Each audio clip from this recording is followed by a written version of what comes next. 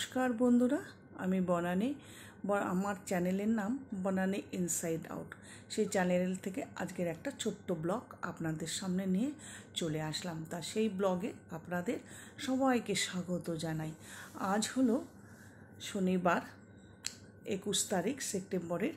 তো এই ভিডিওটা ছাড়তে কটা দিন আমার দেরি হয়ে গেল, যেহেতু আমি একটু অসুস্থ হয়ে পড়েছিলাম, তো এডিট করা হয়নি, তার জন্য একটু দেরি হয়ে গেল। যাক, আজকে হলো শনিবার, তো আমার শাশুড়ির আজকে বার্থডে। তো বার্থডে স্পেশাল কিছুই করার মতন মন ছিল না বলতেই, যেহেতু বললাম ওই অসুস্থ, যাই হোক, তাই জন্য যেটুকুনি পারবো আর সেটুকুনি আমি তৈরি ব্যবস্থা করব। আর গাছগুলো এই কল্যাণীর থেকে আবার নিয়ে আসলাম। আর এই গাছটা না একদম মরে গেছিলো, একদম সুন্দর করে ধুয়ে শিকড় টিকড়গুলো ধুয়ে জলে রাখার পর বাহ, খুব সুন্দর হয়ে পাতা হয়ে এসছে, বেশ ভালোও লাগছে দেখতে। যাক, কথা বলতে বলতে আজকে আমার কর্তামশাই টিফিনটা করে ফেললো। তো আজকে শুধু ব্রেড টোস্ট হয়েছে বাটার আর চিনি দিয়ে। তো সমস্ত খাওয়া দাওয়া করে এবার আমি রান্নাঘরে ঢুকে পড়লাম। তো রান্নাঘরে আজকে আমি ভাবলাম যে আজকে একটু না পায়েস করবো, যেহেতু আজকে বার্থডে, বেশি কিছু করতে পারবো না, আর শনিবার নিরামিষের দিন। তো যে দেখা যাক কী করা যায়। আর কালকে তো আমি একটু বাজারে গিয়েছিলাম, একটু পুঁই শাক সবজি কিনে এনেছিলাম, তো ভেবেছিলাম একটুখানি পুঁই শাক বানানো হবে, তো সেটাই আজকে তৈরি করে হবে। তো প্রথমে একটু পায়েসটা করে ফেলি। তো কর্তা বলছিলেন যে আজকে তো তোমার শরীরটাও ঠিক নেই, তো এতগুলো কিছু রান্না করবে এই গরমের মধ্যে, ছেড়ে দাও না, অন্য একদিন করো, সুস্থ হয়ে গেলে। এলাম যে দেখো, আজকে তো বার্থডে, আর বার্থডে তো রোজ রোজ আসে না, একটা দিন, আর ওনারও বয়স হয়ে গেছে, কেউ তো করে দেওয়ার মতো নেই আমি ছাড়া, তাই জন্য একটু করি না পায়েস। আর পায়েসটা তো অনেক দিন ধরে হয়নি, ওনার নামে আমাদেরও একটু খাওয়া হয়ে যাবে। তো উনি বললো ঠিক আছে তাহলে করো, তুমি যদি পারো আস্তে আস্তে করো। আলাম হ্যাঁ পারবো। তো সেজন্যই আজকে একটু অল্প করে আমি পায়েস বসিয়ে দিলাম। বাস চালের পায়েস করব একটু সামান্য, আর একটু সবজি করব। আর আমি কর্তামশাইকে বললাম যাও না একটু বাজারে যাও, তো বারবারই বলছে কেন গো, কী আনতে হবে? আনলাম যাও একটু দই আর একটু রসগোল্লা নিয়ে আসো। উনি না একটু মিষ্টি খেতেও ভালোবাসেন, শুধু পায়েস দিলে তো হয় না, একটু মিষ্টি নিয়ে আসবো, যেহেতু আজকে বার্থডে স্পেশাল ডে, তাই না? ছোট হোক বড় হোক বয়স্ক যাই হোক না কেন, বার্থডের দিনটা সবারই একটুখানি বেশ ভালো লাগে যে আজকে একটু কিছু স্পেশাল হোক বা কিছু। উনি তো করতে বলেনি না কিচ্ছু, আর বললেও উনি বলেন কেন করতে গেছো এইসব, যাই হোক, সেখানে বললাম যে না একটু করি। কারণ আমাদের বেলাও বার্থডেতে কী করি আমরা, মিনিমাম আমরা একটু কেক তো কাটি। তো ওনার বেলা তো আর কেকটা কাটা হয়নি, কারণ উনি একদমই এবার না করে দিয়েছেন, কেকটা কিছু কাটবে না। আর সত্যি কথা বলতে কি, কেক আনার পর না ঘরে একদম কেকটা খাওয়াও হয় না, ওরকমভাবে ফ্রিজে পড়ে থাকে, যার জন্য আর কেক আনা হয়নি। তো পায়েসটা করব। আর এই জারগুলো না আমি নতুন কিনেছি, ভারী সুন্দর, তাই আপনাদের সাথে একটু দেখিয়ে দিলাম। প্রত্যেকটা জারের মধ্যে আমি একটু ড্রাই ফ্রুট রেখে দিয়েছি, যেমন পেস্তা, তারপর আনমোল, তারপরে কাজু, এগুলো সেপারেট রেখেছি।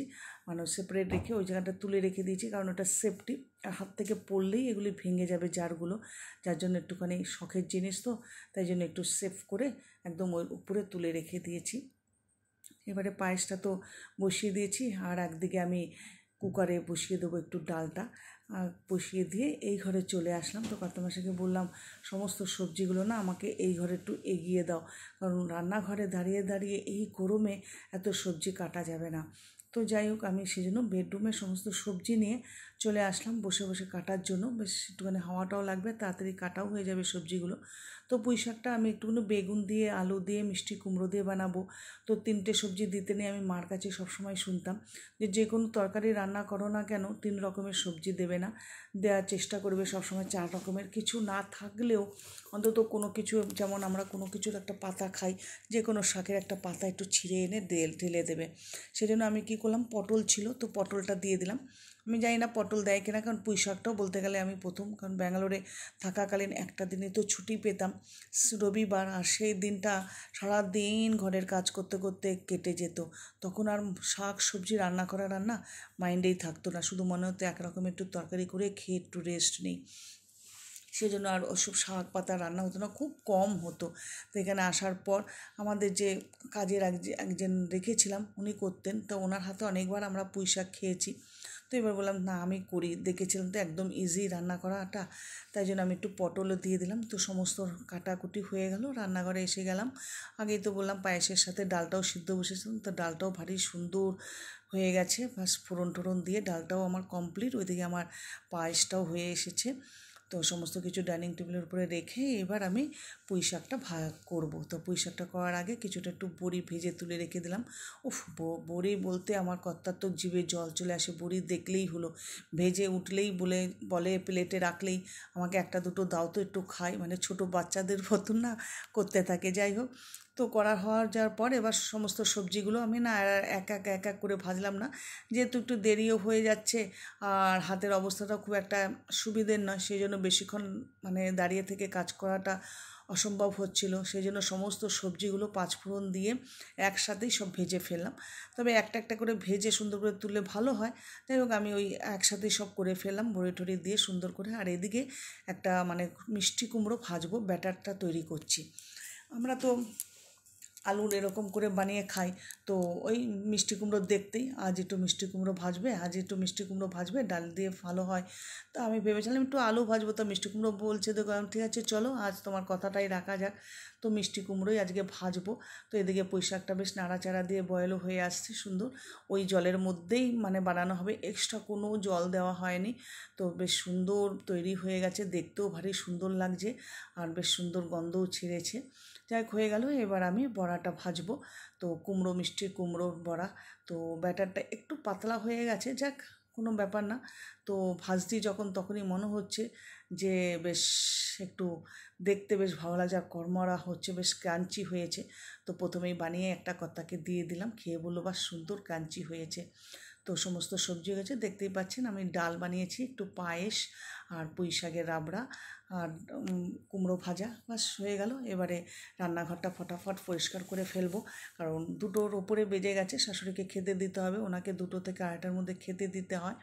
আর মোটামুটি আমাদেরও একটু খিদে পেয়ে গেছে, তাই ফটাফট তাড়াতাড়ি করে ফেলছি। গরমে তো একদম বেশিক্ষণ রান্নাঘরে থাকা যাচ্ছে না। তো আমি না কুমড়োটা ভেজেছি, একটুখানি চালের গুঁড়ো দিয়েছি, সুজি দিয়েছি আর একটু দিয়েছি, বেসন দিয়েছি। কারণ শুধু বেসন দিয়ে ভাজলে কি হয়, কাঞ্চি হয় না, মানে নরম হয়ে যায় গরম থাকাকালীন, তারপর ঠান্ডা হলে না একদম নেতিয়ে যায়। যার জন্য একটু চালের গুঁড়ো আর সুজি দেওয়াতে কী হয়েছে, একটুখানি ক্রাঞ্চি থাকে, বেশ অনেকক্ষণ ঠান্ডা হওয়ার পরও বেশ কড়মড়া থাকে। তো ওইভাবেই আমি ওটা বানিয়েছি। দেখতেই পেলেন মোটামুটি আমার সমস্ত কাজ কমপ্লিট হয়ে গেছে। এবার কটা বাসন আছে, বাসন কটাও ধুয়ে ফেলবো। তো কথা বলছিলেন যে একেবারে খাওয়া দাওয়া করে একসাথে ধোয়া হোক না কেন, আমি বললাম না, অনেকটা বেশি হয়ে যাবে, আর বেসিন তো অত বড় নয় যে সব বাসন একসাথে, তাই আমি অল্প করেই করে ফেলি, অল্প অল্প আছে যখন। বাস ওই একটা কাজে হাত দিলে 10টা কাজ, যেটা বলে না আমাদের লেডিসদের যেটা হয়। তো যাক করে ঠোরে ফেললাম।